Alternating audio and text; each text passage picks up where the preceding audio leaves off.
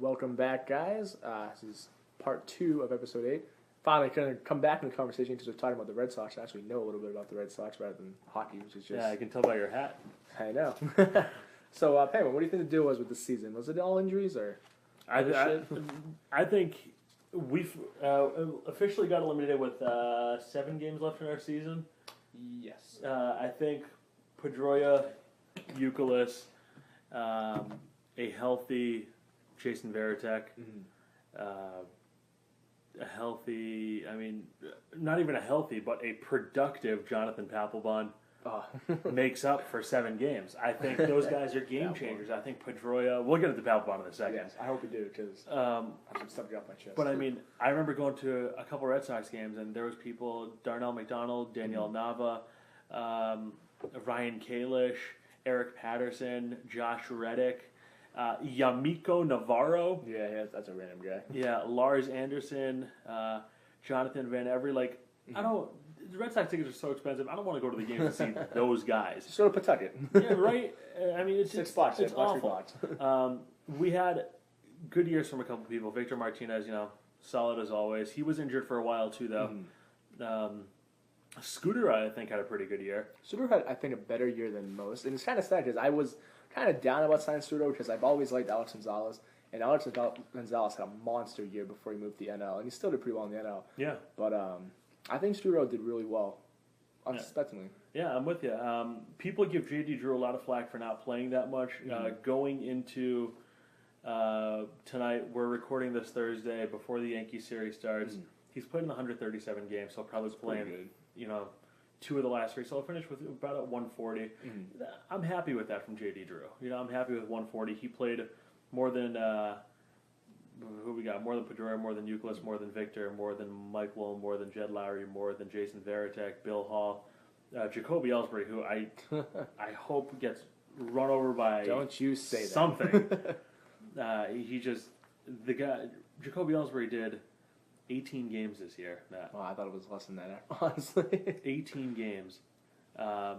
Actually, I think it is less than that. There's no way that's correct. I'm pretty sure it's like maybe 15 on. My numbers may be flawed. That seems like a lot. Yeah, that's way more than I expected also. But so injuries, I think, had a big part of it. Is that what you put it on too? I put it on a few things. Injuries, I definitely think, is something that clearly affected. You're losing a former MVP in Dustin Pedroia, a perennial MVP candidate in Kevin Youkilis. That's going to hurt your team. I also think that they needed to not sign Jason Bay back, but they needed another bat in the lineup. Because there was a lot of times that our offense just stalled. We couldn't get the clutch hit. We couldn't get one run across. We couldn't do a lot of that. And I'm just kind of surprised. It's kind of like going ahead of ourselves. I'm kind of surprised they didn't make a deal at the trade deadline. Not gonna lie, for a big bat, we just kind of stayed put. Got rid of Ramon Ramirez. That's really it. I think that's when it hit the fans too. I think that's when we knew that management kind of chalked up this year. That's when players are looking for someone to come in. They knew at that point that Youkilis was done, that Pedroia's been out, Ellsbury's been out. Those are 3 marquee guys, game changers. Ellsbury steals bases, Pedroia with his glove and his bat, and Youkilis the same deal. I think those are really big things. I think that the front office kind of just botched the whole year. I think they made a lot of mistakes. The Lackey signing, I think they paid too much for him. Oh, 100% agree. That's right? neither here nor there. He's 14-13 this year. If that, I mainly said that because they refused to give all the money to Cece Sabathia and AJ Burnett, who are 2 pitchers I would rather have over John Lackey. I would not rather have AJ Burnett over John Lackey. AJ Burnett when he's good. He started off really well this season, and then kind of faltered. But Cece Sabathia, absolutely. He's probably going to win the Cy Young this year. I think the biggest thing, and Brendan Ahern emailed this, was saying that the Teixeira signing is going to haunt them. It's like the second coming, not nearly as severe as the whole Babe Ruth thing, obviously, but you put Teixeira in the middle of this lineup, that's a game changer. That's going to be huge. That shifts the power of the division. New York is missing that bat. Yeah. We have that bat. I 100% agree with you. That kind of goes with one of the things I was going to talk about in a minute was they need to shore up who's going to play third base for the long term. Adrian Beltre only signed a 1-year deal, played phenomenal. He's the same age as Kevin Youkilis, I believe. He's only like 30 or 31. They need to shore that up. They need to realize if they're going to keep Youkilis at first or move him to third and get at first baseman. But if they got Teixeira a couple years ago, they could have moved Youkilis at third, had him for the long term, and Teixeira the 19 million years that he's going to be there, and that would have been the sickest cornerstones. Absolutely, and then you have a young Pedroia in the middle of that. Absolutely, you can keep that three tandem together for like 10 years. Oh, easily. I mean, it's perfect. It was absolutely perfect.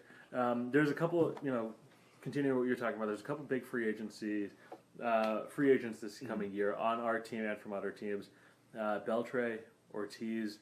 You got Adrian Gonzalez. You have there's another big one on our team. I can't remember. Victor Martinez is the other one. Any of these people, who's the number one priority out there? Pabelon, again, he's a free agent this year. Fuck Pabelon. Who's the biggest priority out here right now? Honestly, I think it's Adrian Beltre. They need to lock him up for a long time. Because everyone predicted when he signed that he was going to have a monster year because that's his kind of ballpark to hit in. It's hard to hit, all those big runs in Safeco Field. That's a shitty ballpark for hitters. But everyone predicted that he was going to have a really good year. And look what he did. He was the most consistent player.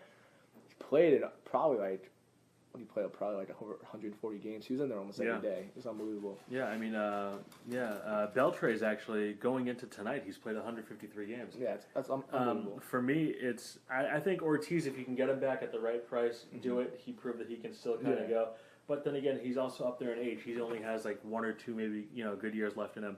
I think priority 1A is Adrian Beltre. If you can't get him, you have to get Adrian Gonzalez. You have to. If you get Adrian Gonzalez, throw Euclid to third. Keep Adrian at first. You have to have one of those two guys here for the long haul. Put them in this lineup. This team this year, the pitching the way it was, we need runs. Oh, absolutely. We're like the Patriots' freaking defense. And that kind of goes hand in hand with whether or not to sign Ortiz. Is if they let him walk, make sure you get a proven bat.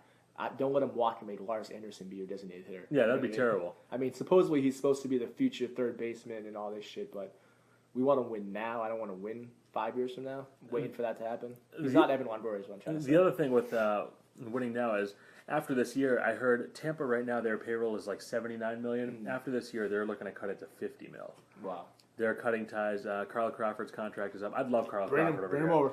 I'll take I was listening to the Sports Hub, and there was one of the guys there, Andy Gresh, was saying I think it was Andy Gresh, he was saying he doesn't want Crawford here because, he sees him as somebody who can't consistently drive in runs, but he can create so many runs. Oh, absolutely. You put him and Ellsbury in the same lineup, between two people, you're stealing like 90-plus bases. That is scary.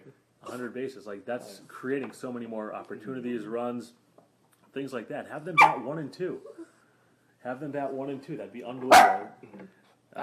That's my dog Spunky. He's chiming into the podcast tonight. That goes with another thing, dude. Is they need to also shore up their outfield. If they didn't, I love Jacoby. I hope he's not future trade bait or whatever. But I would love for him to be future trade bait. They need to figure that shit out. Maybe add another bat. Personally, I know it'll never happen. I would love to see Josh Hamilton in a Red Sox uniform. I'll love it, but it'll probably never happen, especially with them actually winning. Yeah. But Vlad Guerrero's a free agent. Would you take Vlad Guerrero here? I'd take him if a DH. Maybe I don't want him in the outfield. Absolutely not. But he'd be a great option if we try and get Ortiz back. But who I really like out of all the rookies? I really like Ryan Kalish. You like Kalish? He's great. Did you see that defensive play when he yes. rolled? Yes. He's got potential to play. That was the number defense. 1 play that day. It really was. It was awesome. And he's got some power in his bat. I would like to see him up if they're not going to do any moves. They want to just move within. I believe. Have you heard? Switching off topic for 10 seconds. Mark Reynolds in the National League, Arizona Diamondback. He's batting .199 this year with 32 home runs. How is that humanly possible? He has 98 hits. Or something like that, something stupid, and 32 of them are home runs. I did not know that. Who does that? That is unbelievable. Getting back on topic here. This year, were there any positives in the Red Sox? Anything that you see for the future that, this guy had a great year this year, we can build on it, next year he's going to be even better? I think a few things. I'm going to do a little point by point. I think first point, Agent Beltre was an awesome signing. Yes. Signed him fucking back. Point 2, Ortiz can still hit. He's old as shit, but he can still throw the bat. Bill Hall's a great signing as well. He's a great person to come off the bench. Maybe bring him back. And I think to kind of summarize my thesis here, you realize that your bullpen sucks. You need to work on that. Very much so. Maybe John Pabelon needs to fucking go. If we can work him in for a good deal, I'll take it. A bag of Cheetos and a Hershey's Kiss will do. And maybe a beer. We're good to go. Maybe, I don't know. The rookies can play a little bit. Yeah. Nava, fucking Kalish, they can play. For me, aside from Beltre and Ortiz, I think there was only one positive this year. Our pitching staff sucked. Everybody, top to bottom, terrible, except for John Lester. Buckholz too, dude. And Buckholz. Okay, you're right. But John Lester tonight is going for win number 20 on a team that, has been out of it for 6-7 weeks. Oh, yeah. He's right now 2-2 in the top of the third. If he gets 20 wins, I think that's the biggest accomplishment of the season for the Red Sox. I don't think Lester's ever had 20 wins before. I don't think so. I think he got to 19 that year that we went to ALCS against Tampa and we lost in 7.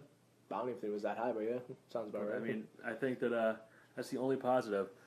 Let's go right on to the final segment, Monops. We are the Celeb Smackers. You can go first because I'm not 100% You want me to go first? I will love you. All right, for me, again, it was tough. Matt and I discussed these a little bit in advance, during the course of the days leading up to us recording. I was online today, and it hit me. Tom Cruise.